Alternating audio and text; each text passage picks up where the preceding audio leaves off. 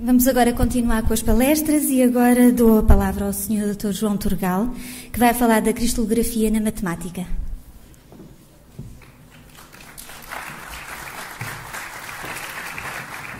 Ora, muito boa tarde a todos. Antes, só 2 pontos prévios. Primeiro, a dizer que é uma enorme responsabilidade falar não só a uma grande especialista em cristalografia, a seguir, uma grande especialista em cristalografia, mas também uma das pessoas homenageadas nesta tarde, a partir do qual o meu conhecimento será sempre bastante parco, portanto vamos passar de alta ciência para uma ciência necessariamente mais discreta e mais light. E o segundo ponto prévio é que eu gosto muito em apresentações de flutuar no palco. Eu não vou poder fazê-lo, portanto vou tentar ser o mais disciplinado possível. Espero que não me deixem de me ouvir ao longo desta apresentação, ok? Posto isto, falando em cristalografia matemática, há um conceito fundamental. Necessariamente vai haver, e também fruto dessa lógica de interação entre as ciências, pontos de contacto entre as várias apresentações. E um conceito fundamental matemático óbvio é o conceito de simetria. Uma simetria é tão só uma transformação geométrica que deixa uma figura exatamente na mesma. Não quer dizer, obviamente, que ela ponto por ponto fique igual, mas como um todo ela fica na mesma. E há 4 simetrias fundamentais. Começamos pela reflexão, que se nós tivermos aquele L que estão ali a ver e aplicarmos um espelho a vermelho, passamos a ter o L do lado direito. No entanto, se tivermos as 2 figuras como um todo e aplicarmos a reta a vermelho, a figura fica exatamente igual. A da esquerda transforma-se na direita e a da direita transforma-se na da esquerda. Portanto, temos um conjunto de figuras, uma figura como um todo, que fica exatamente na mesma. Isso chama-se uma reflexão. Depois temos uma rotação, que, como o próprio nome indica, é uma figura a rodar. E se nós tivermos aqueles 4 figuras ali e aplicarmos uma rotação de 90 graus em torno do ponto a verde, o que acontece é que a figura fica exatamente igual, conforme mostram aquelas setas. Ou seja, se eu tiver ali aquele L, transforma-se neste, este transforma-se neste, este transforma-se neste, este transforma-se neste, e, portanto, como um todo, ela fica exatamente na mesma. Estas são as 2 simetrias que existem em figuras limitadas. Agora passamos para figuras que são ilimitadas. E então já há outras 2 possibilidades de simetria. Uma é a translação, e figuras ilimitadas na perspectiva que vamos assumir que aquela figura que ali está tem um conjunto de borboletas que se expandem para a esquerda e para a direita de forma infinita. Ou seja, é uma faixa horizontal infinita. Se eu aplicar uma translação é simplesmente um movimento de acordo com uma direção, um sentido e um comprimento, ou seja, um vetor. Se aplicarmos de acordo com aquele vetor, as borboletas vão se transformando uma na seguinte e assim sucessivamente. E, portanto, a figura ficará exatamente na mesma. Finalmente, temos a reflexão deslizante, ou também conhecida como simetria dos passos. Se eu tiver este conjunto de passos que ali tenho, e tiver, só um instante, portanto, tiver aquele passo que ali está azul, vejam o que vai acontecer. A reflexão deslizante é uma mistura de 2 simetrias, ou de 2 transformações. Uma translação e uma reflexão na mesma direção. Se eu aplicar primeiro ali a reflexão, o espelho, eu obtenho aquela figura ali mais transparente, ok? Para verificarmos ali, no fundo, o que está em baixo é um resumo do que está em cima. E depois, se eu aplicar a translação, vejam que aquela figura passou a ser aquela figura ali, a laranja, que a laranja não é muito nítido. Ou seja, a azul transformou-se na laranja, a laranja, por sua vez, transformava-se nesta, esta nesta, este passo neste, e assim sucessivamente, assumindo que a figura teria uma dimensão infinita. Estas são as 4 simetrias fundamentais. Vamos agora verificar alguns exemplos, nomeadamente nesta figura que aqui está. Isto parece uma figura laboratorial, tal a forma rigorosa como foi construída, parece uma obra de arte feita por ação humana, mas é tão só um cristal de um floco de neve, que tem um aspecto hexagonal absolutamente perfeito. Okay? Se nós analisarmos algumas simetrias, lá está, como figura plana que é, só terá reflexões e rotações. Começamos pelas reflexões, temos um conjunto de espelhos vasto, que estão ali na figura. Ok? Portanto, estes 6 espelhos, qualquer um deles, deixam a figura exatamente na mesma. Passando para a rotação, se nós considerarmos ali o centro da figura, ali com um ponto amarelo, e rodarmos 60 graus, verificamos que cada um destes esboços, cada uma destes vértices deste hexágono, se transforma no seguinte. Okay? Naturalmente, 60 graus é uma simetria, todos os múltiplos também vão ser 120, 180 e daí em diante. Seguimos. Passamos agora de uma figura que era o cristal, que é uma rosácea, para uma figura a duas dimensões que é ilimitada. E começamos com os frisos. Frisos são então faixas horizontais que se prolongam para a esquerda e para a direita de forma ilimitada. E que são exemplos que nós aqui temos na calçada portuguesa e nós vamos dar um grande enfoque nesta apresentação à calçada portuguesa. Se nós quisermos o plano em todo o seu esplendor, ou seja, as duas dimensões em todo o esplendor, deixamos de ter um friso, passamos a ter um padrão, que é uma figura que tem translações em pelo menos duas direções diferentes. E aqui estão alguns exemplos de padrões, também em calçada portuguesa, que foi este o motivo essencial, aproveitando o reforço da calçada portuguesa, que nós resolvemos ter nesta apresentação. Vamos ver um dos mais emblemáticos padrões de calçada portuguesa, que existe no Rossio, em Lisboa, que são as ondas do Mar Largo, e vamos ver as simetrias que aparecem neste padrão. Lá está, não esquecer a ideia de que é um padrão, é uma figura ilimitada, assumindo que ela se prolonga para a esquerda e para a direita, para cima e para baixo, ou seja, ao longo de todas as direções do plano possíveis. Começamos pelas reflexões. Ora, qualquer um daqueles espelhos a vermelho, assumindo essa continuidade da figura, são eixos de simetria de reflexão.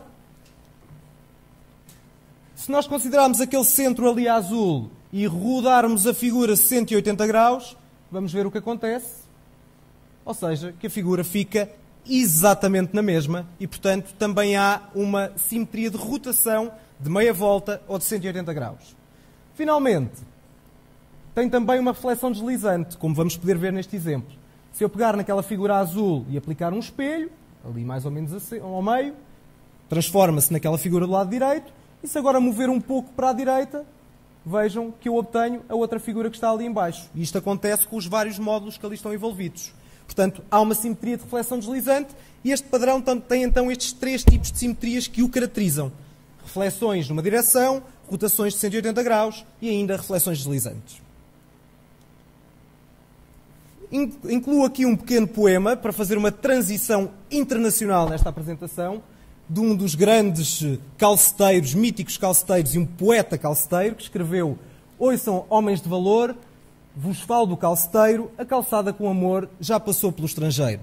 E pegando neste exemplo das ondas do Mar Largo, vamos ver como efetivamente ela se existe em vários pontos do mundo, como vamos ver aqui em alguns exemplos. Portanto, Alicante em Espanha, Rio de Janeiro, o calçadão de Copacabana, ou em Macau, portanto, quer em zonas lusófonas, quer em zonas não lusófonas, como é o caso de Alicante. E, portanto, temos que este é um bom exemplo de como a calçada se internacionalizou e teve um papel de exportação forte. Seguimos. Este é apenas um padrão e há 17 no total. E, por sua vez, há 7 frisos. Aparentemente, isto é estranho, porque há um potencial enorme de simetrias, dos vários eixos, dos vários centros de simetria, dos vários ângulos, mas, no entanto, em termos planos, há várias incompatibilidades, há várias simetrias que não podem existir e, portanto, há apenas 7 tipos de frisos e 17 tipos de padrões, e isto é um teorema matemático provado. Okay? Posto isto, eu lanço aqui um desafio, e o desafio é o seguinte: vamos olhar para 3 padrões, aqueles 3 que ali estão, e pensar qual seria o par de padrões mais parecidos. Se eu fizesse aqui uma sondagem pela sala, o mais provável era que 90% das pessoas, ou talvez mais, respondesse que o mais parecido, e depende sempre do enquadramento que tivermos, seriam os padrões 1 e 2.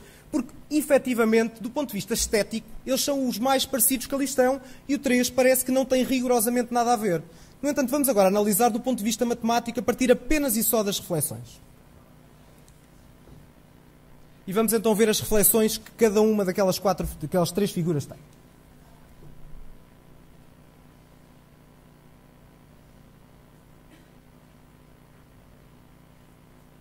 Ora, ao contrário das duas primeiras, que têm 4 eixos de simetria em 4 direções, a terceira tem apenas em 2. Porquê? Apenas e só porque, em vez de termos um quadrado, temos um losango. E basta pequenas alterações de figura, alterações geométricas, para fazer com que o padrão seja diferente. Ou seja, as semelhanças estéticas não acompanham as semelhanças matemáticas. É possível termos dois padrões esteticamente muito parecidos, mas que matematicamente são diferentes e vice-versa. Ok?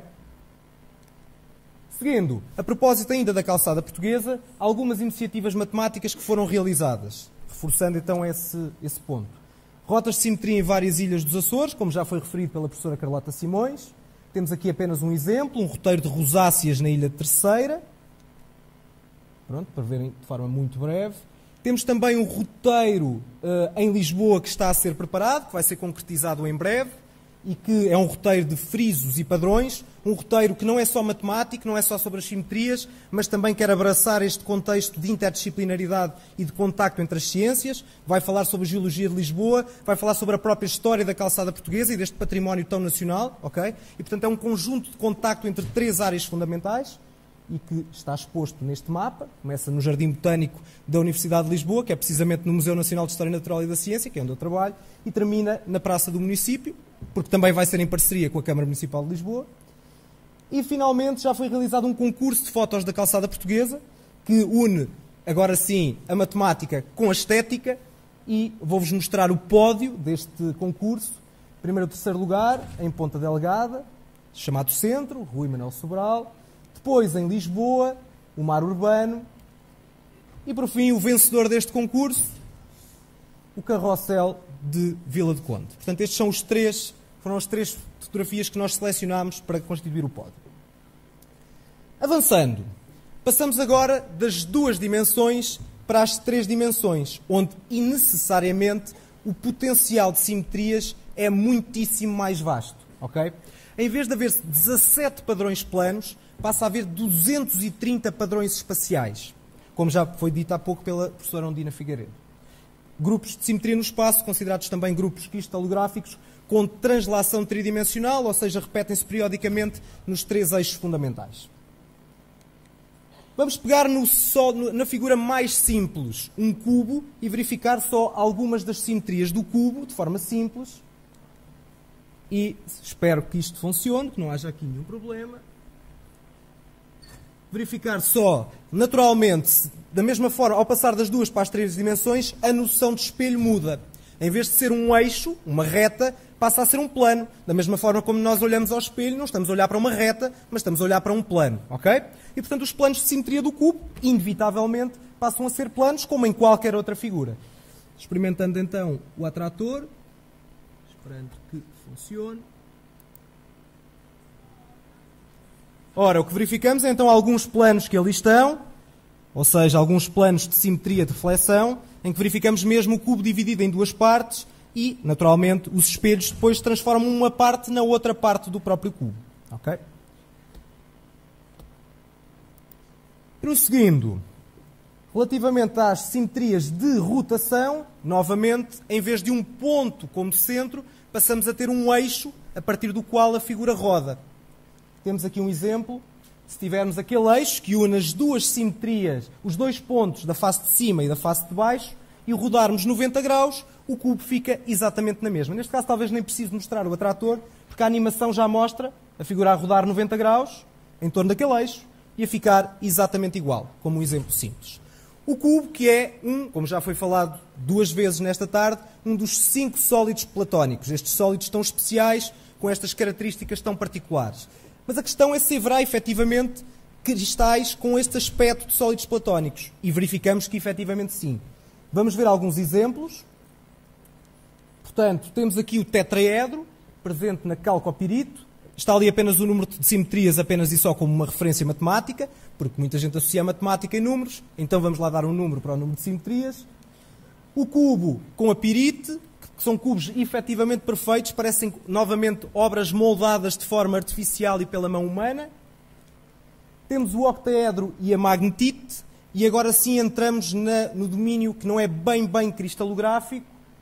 Então, na pirite, não temos um icosaedro, mas conseguimos ter um pseudo-icosaedro, na perspectiva que são figuras que não são perfeitas, na perspectiva que não são triângulos equiláteros, mas são quase icosaedros. Eles não existem na cristalografia, do ponto de vista dos cristais, mas existem nos quase-cristais, que são figuras que não privilegiam a translação, não são periódicas, portanto podem não ter translação a 3 dimensões. Temos aqui o dodecaedro, que existe então também, por exemplo, nos quase-cristais. Estamos quase a fechar. Só para terminar, passando de uma certa matemática ancestral para uma matemática mais moderna e voltando ao cristal do floco de neve, só mostrar um pequeno filme.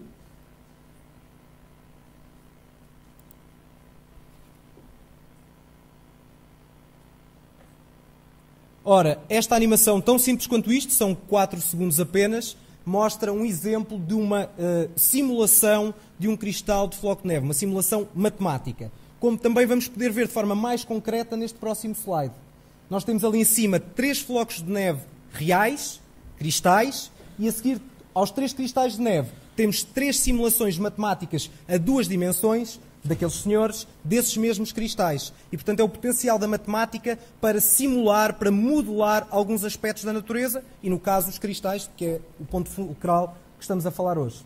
Finalmente, passamos novamente das 2 dimensões para as 3 dimensões, um trabalho relativamente pioneiro, matemática moderna mesmo, 2012, Scientific America, uma simulação a 3 dimensões de um cristal de neve, 2012, e aqui está então uma simulação a 3 dimensões. Sejam bem-vindos ao Ano Internacional da Cristalografia. Muito obrigado.